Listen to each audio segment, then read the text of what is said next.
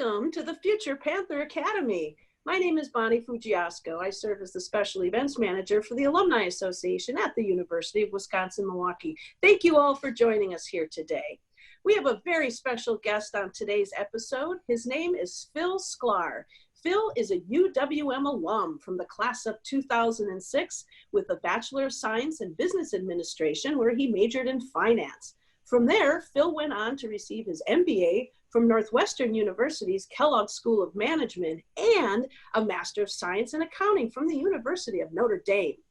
Phil is with us today as the co-founder and CEO of the National Bobblehead Hall of Fame and Museum, located right here in Milwaukee, Wisconsin.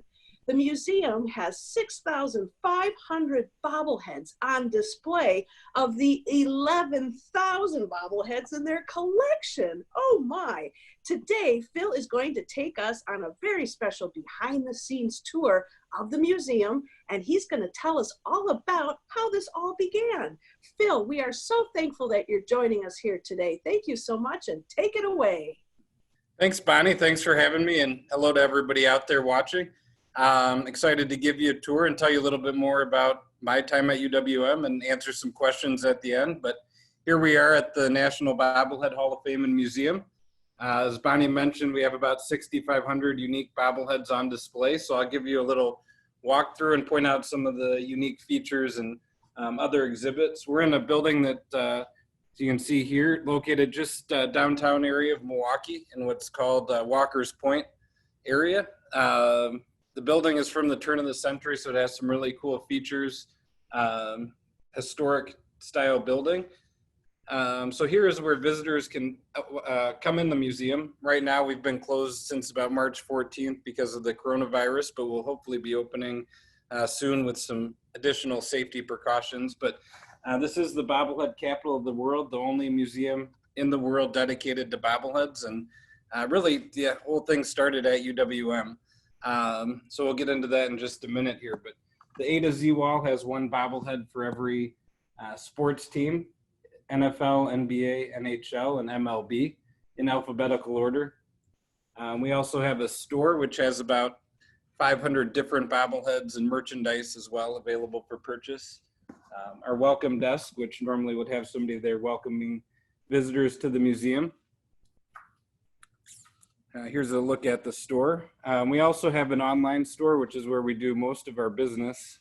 We produce bobbleheads that people can purchase and that we market and sell and ship across the world. So here's a look at some of the non-sports, political and presidential bobbleheads here, as well as some of the merchandise and other items that people can buy. So the Bobblehead Hall of Fame and Museum really started with me and the other co-founders collection, which started in 2003. The other co-founder and I both are from Rockford, Illinois, and we came to Milwaukee to attend UWM in 2002. And during the summer, he was working for the Rockford Riverhawks, which is a minor league team in Rockford, and they gave away bobbleheads for the first time, and he got one, and we thought, hey, let's start a collection. We're big sports fans, so we'd go to sports, games anyway. We'd go to the Brewers and Bucks and Admirals and a Wave game a couple a year. And we figured why not go to a bobblehead game and grow that collection. So we have a timeline that tells a little bit more about the history of bobbleheads and also about the museum. So the first bobblehead in the collection was Rocco the Riverhawk in 2003. So we collected slowly over time. The collection grew from that one bobblehead to 10 and then 20, and then before we knew it, we had hundreds and then thousands of bobbleheads. At the same time, 2013, Michael Pohl, who's a manager for basically all the athletic teams at UWM and is also a Special Olympian, we wanted to honor him with the bobblehead. So we thought, let's reach out to UWM. They didn't really have the budget for it in the athletic department, so we took matters into our own hands and said, let's produce bobbleheads of Michael and raise money for Special Olympics. And we had a really good experience with that. And during that time, we said, hey, there's a need in the market to produce bobbleheads and market them. And we started the National Bobblehead Hall of Fame Museum in 2014 with the goal of opening a physical museum that's one of a kind and also producing unique bobbleheads. So that's really what got it started. When we met Michael our freshman year in the dorms, he was running all over campus and we always saw him. So we, started talking to him, and soon we were taking him to Bucks or Brewers games and became really good friends with him and his family. So that's sort of how it got started. And then also the experience at UWM. I was a finance major, as Bonnie mentioned, which gave me the background to, do some of this and also to grow and academically. From UWM, right after graduation, I went to Notre Dame for the master's in accounting. And then following that, worked in corporate finance and public accounting for about 9 years. In that period is when I went to Northwestern to get the MBA. And, all of that wouldn't have been possible without my experiences at UWM, both, just with general classes, the honors college, a lot of the extracurricular experiences I had, and a lot of the, really great educational experiences. So we can talk more about that in the question and answer session as well. But here you see some of the oldest bobbleheads in the collection. Some of the very first sports bobbleheads are the ones with the square bases there for both baseball and football. But really bobbleheads representing every team in all different periods. And then a lot of the older non-sports bobbleheads here. The very first bobbleheads actually date back to the late 1700s. There's a replica painting of Queen Charlotte in her dressing room at Buckingham Palace, and she has these two figurines behind her. Those sell for, similar pair sold for about $35,000 at auction recently. Some of the earliest pop culture bobbleheads are the Beatles, very popular set from the 1960s. And then some of the very first sports bobbleheads featured Roger Maris, Mickey Mantle, Roberto Clemente, and Willie Mays. So those were the first player-specific bobbleheads. And really, bobbleheads were really popular in the 60s. Then they died off a little bit, but then in 1999, the San Francisco Giants gave away bobbleheads at a baseball game for the first time. And teams saw how crazy fans went for them, and the rest is history, as they say. Bobbleheads have been the most popular promotion at stadiums ever since. A couple other fun things. National Bobblehead Day is January 7th every year. So we created that day about 5 years ago to celebrate bobbleheads, and it's become a trending topic on Twitter and social media every year since on the 7th. We also have a penny press machine where people can get a souvenir penny. One of our, you can see up here, just arrived the samples of Dr. Fauci, who over the past several months has gained a lot of prominence. On April 1st, we released his bobblehead for pre-order, and within a week, it became our best-selling bobblehead of all time. We've actually now raised over $230,000 for the Protect the Heroes Fund to support hospital and clinic workers fighting against COVID-19 and getting them the protective equipment they need through the sales of Dr. Fauci and then Dr. Birx and some governors that we produced after that. Here we have a wall of champions, which has the current champions for all the leagues.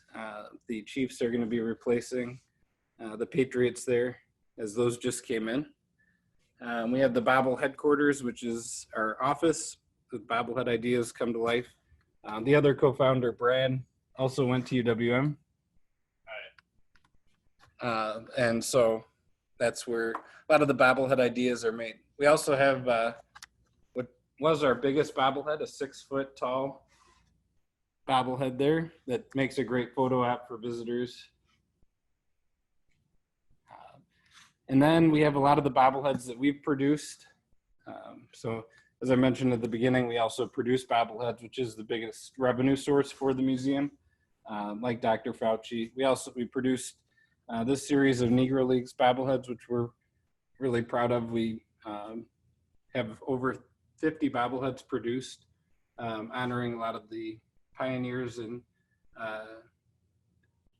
baseball who, at their time when they were playing, couldn't play on the same field as white players because of the color of their skin. And obviously, it's important to recognize those players and realize their struggles and learn about what they had to overcome. Some more bobbleheads that we've produced.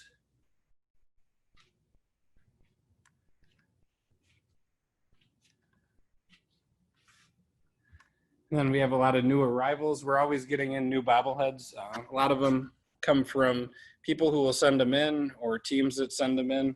And in other cases, new bobbleheads that we might get from a game or from whatever source it might be. Mascots are one of the favorite categories of bobbleheads. Throughout the museum, there's a lot of different panels that talk a little bit more about each section and the history of that section. The local section here has all the Wisconsin bobbleheads. So Brewers and Bucks and all the minor league teams throughout the state, like the Mallards and Lakeshore Chinooks. Then, of course, the colleges. So we have Pounce, of course, here, our favorite mascot. And then Demetrius Harris, who actually played basketball at UWM and is currently in the NFL. So a fun story. A lot of times you'll be watching an NFL game and hear him talking about how Demetrius played basketball at UWM and now is in the NFL. Packers and other area teams. We have bobblehead news. So some of the features about the museum or bobbleheads that we produced or just bobbleheads in general. We were lucky enough to be featured in the New York Times, 36 Hours in Milwaukee. So featuring places to go and see when you're in Milwaukee. We also have a map where people can put a pin where they came from. So we've had visitors from across the country, as you can see here, I think with the pins. Within a few months of opening, we had visitors from all 50 states. And then behind here is the international map, and we've had visitors from about 25 different countries, from as far away as Australia, New Zealand, China, and really anywhere and everywhere. And it's fun to talk to those visitors and find out, what brought them here, why they're interested. But it really is a one-of-a-kind attraction, something that you're not going to find anywhere else. And Milwaukee, people ask why Milwaukee, and it's really we love Milwaukee, and also the fact that there is no home for bobbleheads, no birthplace for them. So Milwaukee is a natural spot because people in Wisconsin are as bobblehead crazy as anywhere else in the world. And we've traveled to almost every baseball stadium in Major League Baseball, and did our research prior to opening. So in the back here is all the non-sports bobbleheads. So all the TV, movies, music, Harry Potter to Star Wars, and really anything and everything. Some of my favorites are the Home Alone bobbleheads that we had produced. And Macaulay Culkin was actually one of our first celebrity visitors who just randomly stopped by to do he was in Milwaukee doing some filming for social media and decided to stop by the museum and take some pictures and videos. So that was a lot of fun. Some more non-sports bobbleheads, comics, and really anything and everything that's been turned into a bobblehead is represented.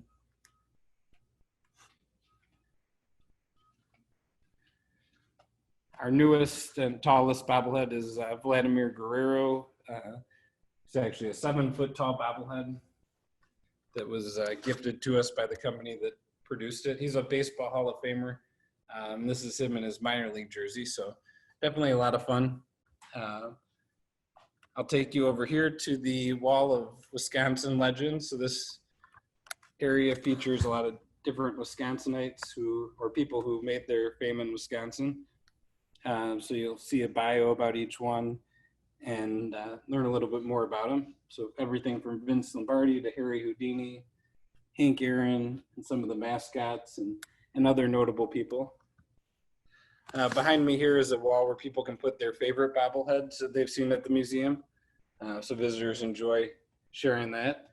And then next spot is what bobblehead people want to see next. So all different types of suggestions, from Ed Sheeran to Baby Yoda, and just a really eclectic mix. And a lot of times we'll look at those and turn some of those ideas into bobbleheads, which is a lot of fun. And then after the Wisconsin legends are the sort of international icons and stars like Dr. Martin Luther King Jr., Helen Keller, Nelson Mandela, and just a mix from sports and non-sports of people who have changed the world, really. Here's Jackie Robinson, who broke the color barrier for baseball. And so we have a few more of those along this wall. Then we get into the non-sports bobbleheads, or the rest of the non-sports bobbleheads are politicians, some of the historic presidents, some advertising characters. And then that's when the sports bobblehead starts. So everything from wrestling to boxing, UFC, just a mix of everything. Then hockey, and then college, football, and then it gets into basketball and baseball, which we'll get to in a minute. There's also panels about how bobbleheads are made, so a little bit about the production process. And you can also go through, we put it on our website just before the quarantine started, a virtual tour, which is at bobbleheadhall.com/virtual tour. And you can actually walk through, like I'm taking you, but go 360 degrees and control, up and down, and walk around the museum at your own pace. So there's a little bit look at the process. It starts with the clay mold that's molded by hand, and then the mold is finalized, and then they're painted. So pretty simple. And bobbleheads have really remained pretty consistent over all the years. They've gotten more complex and more detailed, but they're really a body, spring, and head. And I think that's one of the things that makes them so popular and made them a sort of a pop culture icon. Everybody knows what a bobblehead is. Some more of the basketball. This panel talks a little bit about some of the people who have contributed bobbleheads. Bobblehead Bob donated over 1,500 unique bobbleheads to the museum when he was diagnosed with cancer and wanted his bobbleheads to go to somewhere where people could enjoy them. So we were able to accept that donation and put a lot of his bobbleheads on display and also honor him. His story about the donation was even featured on CNN and ESPN, which was really cool since he was able to see that. The rest, a lot of baseball bobbleheads, and baseball is the biggest category just because there's so many teams and so many games. Before Dr. Fauci, our best-selling bobblehead was Sister Jean from Loyola Chicago, who is the nun who was with the team and during their surprise run to the Final Four a few years ago. The rest of the baseball bobbleheads are here. And then we also have a panel dedicated to Michael, which, as I mentioned, was the first bobblehead, and we probably wouldn't be here today if it wasn't for Michael and our experience at UWM and meeting Michael at UWM. So it's pretty cool to sort of come full circle and see that in UWM. And then that leads back into the store where people can make a purchase before heading out and enjoying some other things that Milwaukee and the area has to offer. So with that, I'd love to take any questions that you have, and thank you for joining and watching today.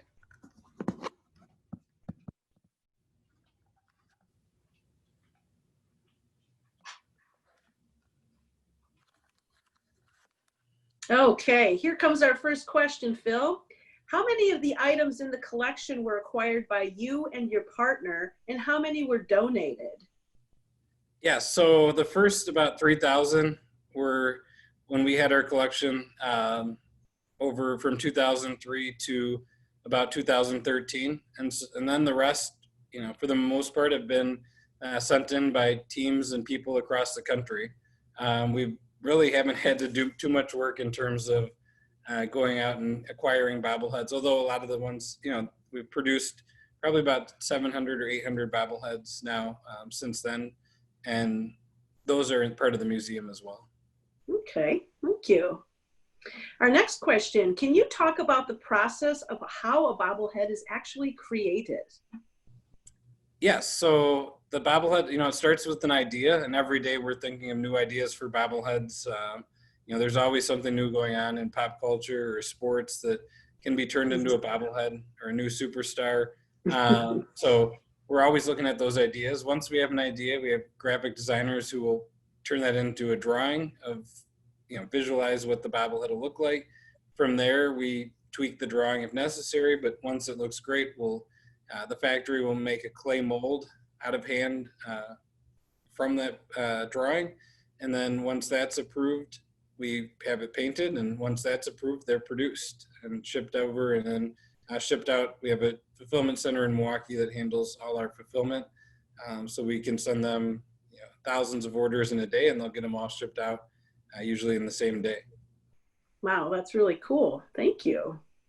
Our next question, are bobblehead body molds reused and just changing the head? Yeah, so good question. In most cases, they are a completely unique mold and something that starts from scratch. We do have on our website the ability to create custom bobbleheads. So if you want to get a bobblehead for a family member or friend, we offer that service. And in a lot of those cases, there's pre-made bodies that you can choose from. There's hundreds of different ones. So those are reused. But if we were to produce, a new bobblehead of, Pounce the Panther, it'd probably be a new mold because we would make it in a new pose. Okay. All right. And here's our next question. What is the strangest request you have received for a custom bobblehead? Yeah, there's definitely some strange requests. Most of them are pretty standard, but I guess the strangest we have probably is somebody sitting on a toilet. And, there's obviously inside jokes and things like that. And I think that's probably the strangest one I can think of. Okay, that answers that question. Here's our next question. Where do you produce your bobbleheads? Yep, so all bobbleheads, actually since the beginning, have been produced in the Asia Pacific region. They've shifted from Japan to Korea to now China. So almost every bobblehead today is produced in China. The only one that in the museum that we looked at that wasn't would be that 6 foot tall bobblehead, which was made using 3D printing technology and 360-degree scanning. So basically we just took a scan of the regular size bobblehead, and then a company produced that 6 foot one based off the scans here in the US. And so eventually that could be something that happens with the regular size bobbleheads as well, which would be great to have them produced in the US. But like a lot of things that are mass produced, they're produced in China for obvious cost reasons. Just would be not feasible to have them produced domestically at this point, given the costs. And they are hand painted as well, which adds a lot of detail to them. All right. Here comes our next question. Do you usually choose the bobbleheads you create, or is it from requests? So it's definitely a mix. We get a lot of requests both at the museum on the wall that I showed you, and people email in or send in requests on social media. So we're always keeping our eyes out on those. And if we see a pattern or, see trends, we'll jump on those quickly. With Dr. Fauci as an example, we were watching the news like everybody else intently, in March and April, May, and seeing, Dr. Fauci on the news nearly every day in April and March. We were like, we have to do a bobblehead of him, but we had also received some requests. So we knew, something that there could be a market for. We didn't know that we would, sell over 35,000 of them in a, that short of a period. But, I think it is important to, listen to the customers and see what they want, and also look at, trends. We're always watching for the newest stars like Zion Williamson, or, players who show a lot of potential. But also on the non-sports side, there's a lot of room in the market for new bobbleheads. There's a lot of musicians who've never had bobbleheads, and we're always working on getting those produced. All right. And our next question, what bobblehead is not in your collection that you really want? Ooh, that's a good question. That's a great question. So, a lot of people think we have them all, but we don't. There's definitely some on the wish list. I guess if there was one on the timeline, there's a New York Yankees 14-inch bobblehead that stores use to showcase the fact that they sold bobbleheads in early 1960s. They had these jumbo ones that were only made for the stores, and they only made a few of the Yankees bobbleheads, and one sold for about $60,000. So that'd be a great one to add to the collection if you could find one. Wow. Okay. That's a lot. And here's our final question for this morning. What is your favorite UWM memory? So I would have to say following the basketball team through the Sweet 16 journey. Me and Brad and a lot of us got really excited for UWM sports teams during our time there, and supported the basketball and soccer teams, and the Sweet 16 team, which is now 15 years ago, I believe, was just a lot of fun. We went to, I think, every home game, and then also followed the team in the NCAA tournament, and we're there, to see them clinch the spot in the Sweet 16, and that was a great time for the city and for the university, and really probably my biggest memory. Awesome. Well, Phil, thank you again so much for your time today. The tour was awesome. For folks who are watching, again, visit the website at the National Bobblehead Hall of Fame and Museum, and you can find more information. You can take that virtual tour that Phil told you about at your own pace and just check things out. Again, this was an awesome morning. Thank you so much, Phil, for sharing this with us and your time. And this has just been a great, great show. Thank you so much. Thanks, Bonnie. Have a great day, everybody.